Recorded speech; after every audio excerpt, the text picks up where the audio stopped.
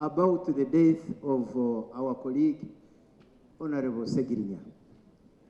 Honorable Ssegirinya, we met in Chevando, where I do some business, and he was consulting. I love your style of leadership as a member of parliament, belonging to a party, and you are able to tell them the truth. And he said, I want to join you.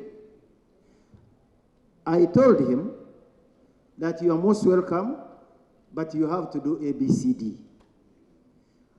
I told him you have to prepare yourself to actually be that member of parliament who will not be compromised when you come in parliament.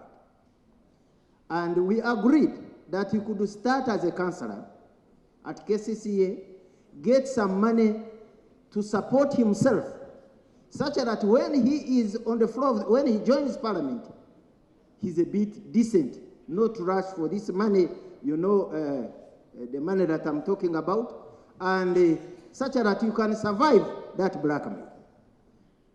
I am very, very happy that what we discussed from my business place in Chevando is what exactly Honorable Ssegirinya did.